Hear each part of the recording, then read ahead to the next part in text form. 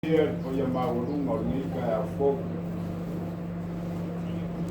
Foi mai whanunga lei, foi a maurunga o kakuainga sali a tau al kawa.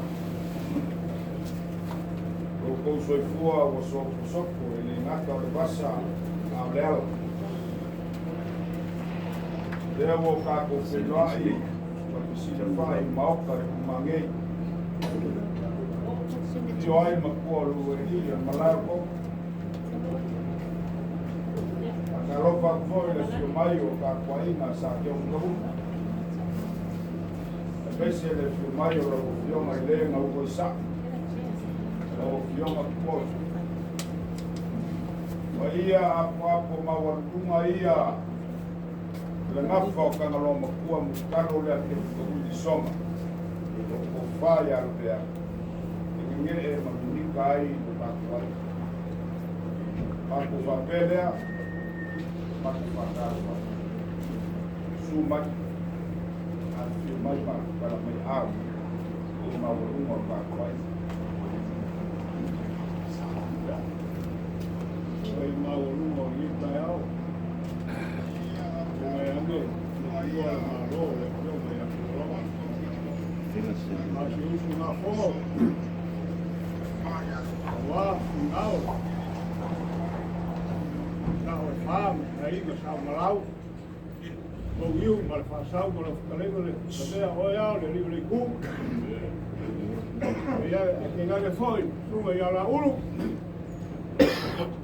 Wa whaasinga ma sa hilo ma iapa. Sa whale le kawa. Ka lauri ke popo oi au kule. E ke ngare whoi, pa ia. A wafa le whakigei. Wale, me mukua ya kufayongo asi kaku. Ya ke ngale foi. Foi usoli la uka kama kwa mudoli ya mal. Ya mal ya kwa. O kafa barneka ya bayange bal au ya le kwa. Dei ole ofisi le fai. Uko kafa. Ya ngaku leo sama kukala bayange kafa. Yang oleh kau failo lupa, pakai kaya, lupa kaya usek. Mengaku oleh bersumai le ya kawa, Maria kawa. Sumai kau raga soi fua, kau boleh mori le bawah. Oleh payah le awal le komo, le suai le ya kawa, le kawa falorong. O le paiale a wala ko whaori, ma le ko ua kura whare kōku. Paisa mā kō kala. Lea ngare mewa ku. O le ainga. O le a whaisa mā kō kala kau mor. A wala ka ko whiro inga li asu. Ronga ia rangi marangi. Lea leo ia kala aso mai. Lea ngō rangi ako. Ke kongo rangi po ye kafa rangi o wala ai. Al su mai la ole ya kawa, mare ya kawa. Su mai ka urama soi fua. Ele se makosi. Leo se makosi. Lea mo le fa nga wa lukelu. Sokai. E ala leo fa ya ko se makoka. Lea. Lea la ka fa ya ko. Sama ko fa mo mo e fa un pouco ao ar ka un fainga vai dentro le ana la wa al fiso la wa ko ai kasi al au ya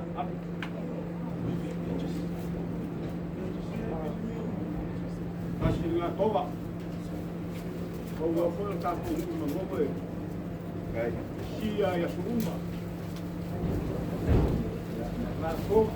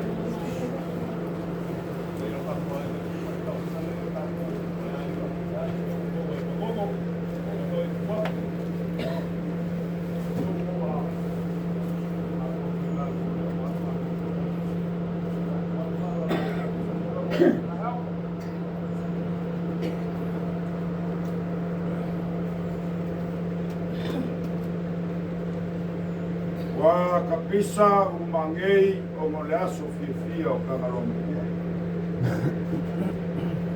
O si foi fala o le sunga le akawa kawa. Maonga fioi. Si failo le lukua o e na kuku mai sumaki. O mamele tora aule. O mako papelea. Seu konga marselengi whaakai. Lewa sila aku le fionga i na kamsaa sa Tumanuvao. Fionga le lori a pai kumari whapea koe se mori maua mako kina. Lea kaua mania marokaku ainga. Leo lo e whaku ai kumu i umu marokaku mauko i maupere kumo mamalie e whaloa. Pafkailo ko mga kumay sa kaupua lea wa. Alo mako kama. Leo koe fa lepot foe le mayo. Fa fiori.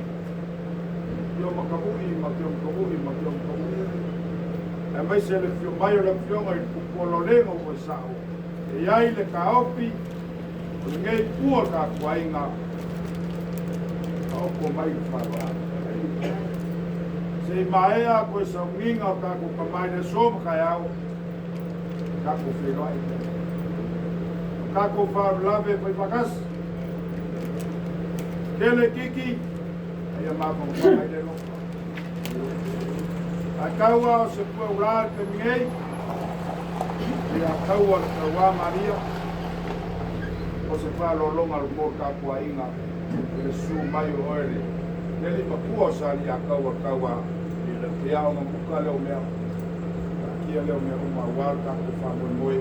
Kako ka tenga iai. Mai le sua kako sunga li a kaua leo lo. Mai makalei pali makua kako ainga. Ai o mai o.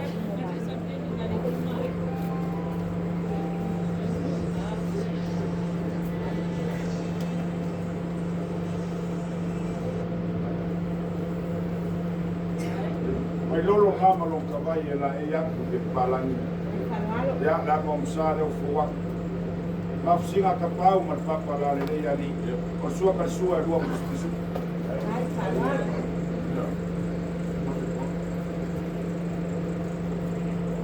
Miki leo kamali e momori kwai.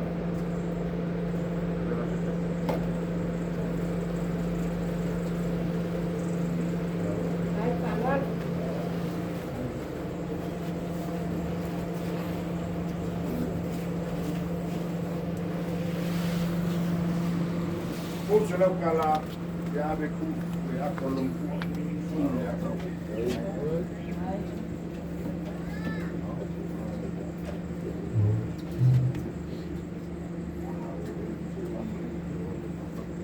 Sungari e kopo e lo maua. Ole kausi mkanga luenga.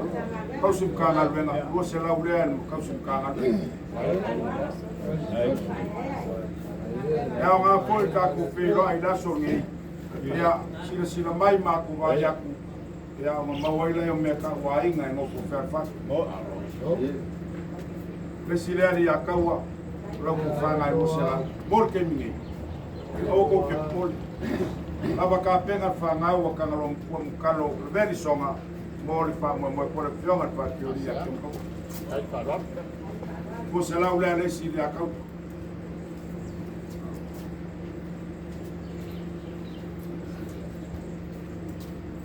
Ko se lau ka la lea lesi ri a kaua. Ave lo se lau le oia seu. O leva o fie whalong longo i lau launga seu. Ia. Ave ma se lau ka la ia ua pāu. Ia, ave se lo se lau ka la wa kamaikai o ka kuai na mai mamu. Ia ngisi vaenga le akau. Ia lo mai taku whaia le aso taku te maa. Mako upuia malanganga e kumu whiwhia man whaloalo. Ia. Ia taua. Me mau kingoa le kou sumai le whaia se breakfast o kaya. Kou se lau ka la le a what breakfast.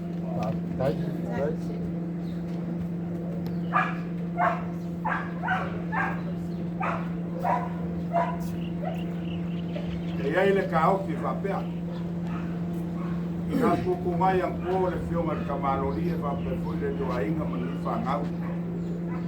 O sumai fui a inga sa mukalo, sa lufaka. Whape fui la inga sa Tagaloamatua. Pale whiangai o mukalo le whionga ia kiri. Long pale whiangai lea. Pale whiangai o Tagaloamatua o le whionga ia makonga. O le whionga le samlau. O le pale whiangai o ke omkavui o le whionga ia sangoe.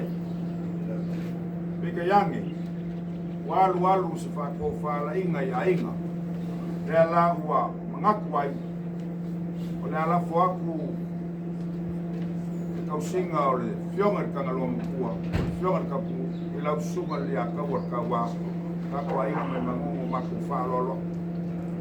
E se a wale kausinga o le sao. Kako kama. Ia peo maku upu ia malenganga whaloalo. Ai whaloalo. Paolo.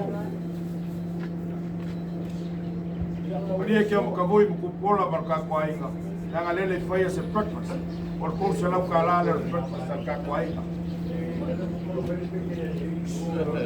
Ala ngane strawberry. Ave benga oya kupola mo kavoi ya wase.